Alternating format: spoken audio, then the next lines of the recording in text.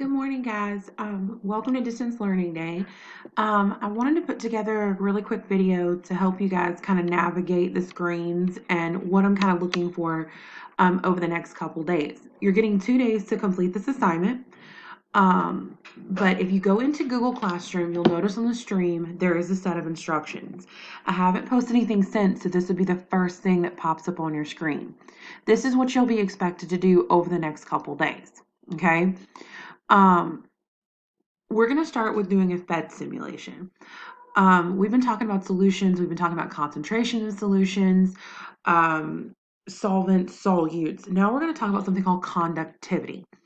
What's really interesting is that some solutions are able to conduct electricity. And what we need to figure out is why that happens or how that happens. And why is it that not every solute that I put in my solvent, and in this case water, why doesn't it conduct electricity? Why do some solutes do? Why do some solutes not? So what you're going to do, you're going to go up to your classwork tab, and my screen will look a little bit different than yours simply because I'm obviously the manager of your classroom. But you should see it says Distance Learning Day, Monday and Tuesday. When you open this tab, you should find all the materials that you're going to need.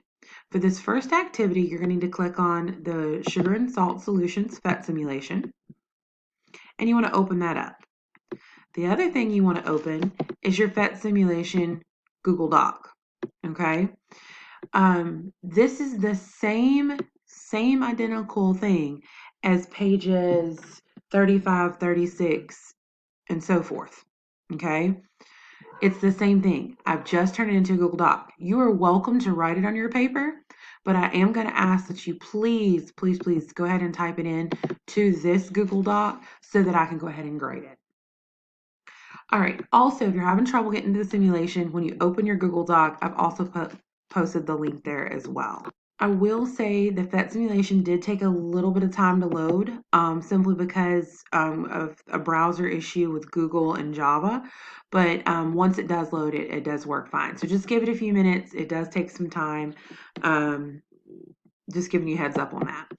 All right, so once you open the simulation, what I'm going to do is I'm actually going to go through how to set this up, because I think the questions in the data table are throwing you off. So I want to give you a chance to kind of figure this out. So I'm going to do the first couple with you. So once you get your pHet simulation open, I'm going to be switching back and forth between my screens. And this is page 35 in your notebook. But you're going to go with the macro tab. In other words, macro means we're going to look at the big scale. We're eventually going to break this down to looking what the individual molecules are doing. But for this point, we're just going to say overall what's happening. So we're going to start by choosing salt, okay? We're going to choose salt. We're going to shake the salt in that water, and we're going to change the concentration of it. So we're going to start off with a very dilute concentration, and we're going to increase it as we go, okay? Now, you're going to record all of this in this table here, okay? So what we want to do is we're going to start by coming over here with our salt. And what I did was I clicked over here, show values, so that I have a number so that I can record that in my data table. So you've got 1 liter of water, and it doesn't really matter, guys, how much you put in there. Okay, it's completely up to you. So and you can see it kind of lags a little bit. I'm going to put, let's see, I'm going to try to get to at least 1 if I'm able to of salts. All right, let's see here. We're going to keep adding. So also you can see it creates a graph for you as you do this as well. All right, went a little over, so let's see if I can get to 1. We're going to do like a 1-to-1 ratio.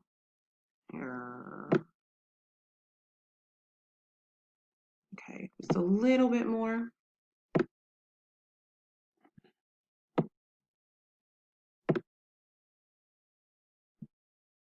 Almost there. All right, we're a little over. All right, so my original concentration is 1.04. You remember, you can change this if you want to. You can make it whatever you want. but that's what I'm going to keep it as. So I'm going to come over here and I'm going to put 1.04 moles per liter. Okay, so that's my original concentration. Now, I'm not going to focus a whole lot on what moles mean. That's something you'll get into a little bit more in chemistry. Just know we're looking at concentration. So now what I want to do is once I've got my original solution put together, I'm going to take my conductivity meter and I'm going to stick it in this water. And what do you notice happens to the light bulb? And I can put this to the side over here. We notice that the light bulb begins to light up. So I want to come over here, conductivity trial 1, the light bulb lights. Okay, simple enough. So we want to continue this, but we want to increase our concentrations. Okay, now you can do this a couple different ways. We're going to use evaporation because we learned in our last simulation that if we evaporate water out, in other words, we remove some of the solvent, we have a higher concentration of solute in our solution. So what I'm going to do is I'm going to slowly evaporate some of this water. And we'll go down, let's do about half. And watch what's happening to our salt concentration as well as the light bulb. So when I actually cut this solution in half by evaporating part of the water, and I'll even slide this further down in there just to make sure here, what happened to my salt concentration? My salt concentration went up to 2, but what happened to the brightness of my light bulb? It also increased. So what this tells us is that if we have a concentration for 2, so 2.11, is that when we increase the concentration of our solute, and in this case salt,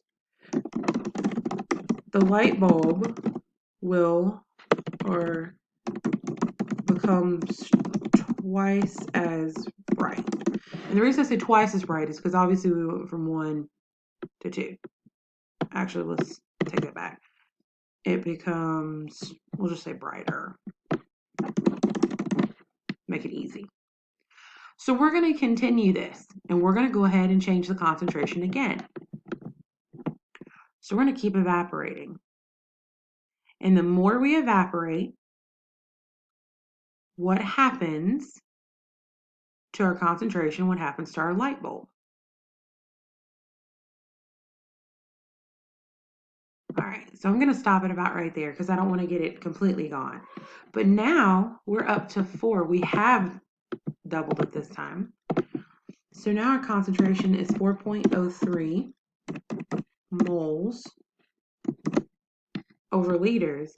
Now we can say our light bulb is twice as bright. Okay?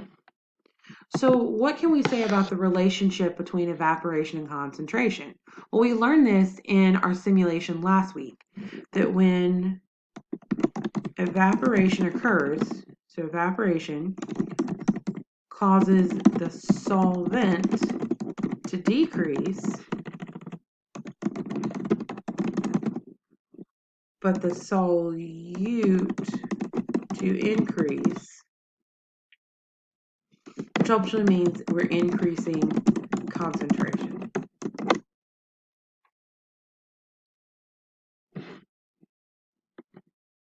So evaporation basically causes the concentration of a solution to increase. All right, you're going to repeat this same process with sugar and watch what happens. Now, I'm not going to do this on here. I'm going to let you guys do that one. So to kind of help you, what are the difference in conductivity? In other words, what is the relationship or what are the results you see in its ability to conduct electricity? Okay? I'm going to skip down here to the micro tab. So to kind of get you guys set up for it as well. So once again, this time we're going to do the same concept. I'm going to hit reset. But we're going to look at it from the molecule standpoint, okay? Or should I say the compound standpoint here. So what we can see is we're going to start with sodium chloride, which is NaCl, okay? You have sodium and chlorine, and then you have sucrose over here, which is your sugar. We're going to focus on NaCl first. So following the instructions, it says choose sodium chloride in the upper right-hand corner, shake the salt shaker, and sketch what you see. Okay. So there is some salt, and we're putting it in water. So now what we're going to do is we're going to draw this. Now you may have trouble drawing this on your screen, but what I would encourage you to do if you want to, you could hit Insert Drawing, New, and it will actually let you in that space. Oh, it's going to take it a minute here. It will actually let you add in shapes. So for me, I might add, and I'm going to turn these green because that's what we saw. And you can copy them, move them around. You don't have to have a lot. And then we could do the same thing again because we also had purple dots. So I'm going to add those. Now you could just describe it as well, but this is a good way to get you guys used to the drawing tool and how to use this. So there we go. So I'm going to hit save and close. And there's my drawing. So this is what it looked like. This is all I'm asking for. Now we're going to go back to the simulation and we see that the NaCl kind of split apart once it was put in water. It's separated, which is kind of interesting. So now we're going to evaporate the water and we're going to watch what happens.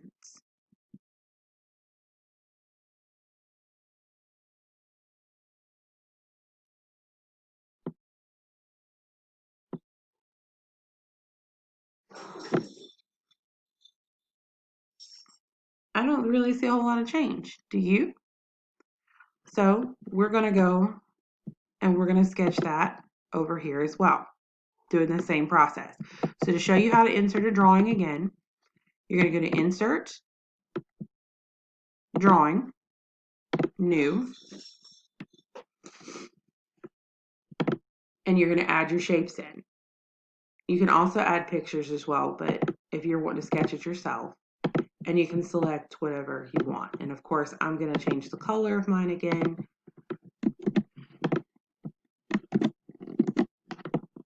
So that you guys can see it. All right. So I'm not going to waste a whole lot of time on that so that I can keep moving through this. But I would actually continue to do this with sugar as well. So I would reset my simulation. And the next time I would pick sucrose and actually see what happens. All right. Finally, we're going to draw what happens in the water tab. So what you'll do is for the last section, you'll go to the last tab, which says water. And now we're actually zooming in on the water, what's actually happening to the water molecules themselves. So when we add salt, we can actually see what happens to the molecules of salt. And what we noticed is that they split apart. And we can pause it so that we can kind of see what it's doing if we need to. We're going to do the same thing with sugar. So I'm going to hit reset. And I can just take my sugar and I can drop my sugar in there as well. It's kind of interesting. Those molecules don't break apart. So I want you guys thinking about, is that connected to its ability to connect electricity? How it behaves in water. So you're going to record that over here. So these are your discussion and conclusion questions. How do salt and sugar differ in their types of bonds? In other words, what did you see it do in water? Did it separate? Did it stay together? How does that affect conductivity? So you're going to start connecting all of those dots. That's what these questions are going to do. When you're done, you'll hit submit. Finally, you'll come back into Classroom. You'll go back to your to-do list. You'll do the reading that is in your notebook on page 38 and 39. Complete the tip chart. And then for your summary, you will answer this question about conductivity and turn that in for a grade as well. Guys, let me know if you need anything. Have a great day. I will talk to you guys later.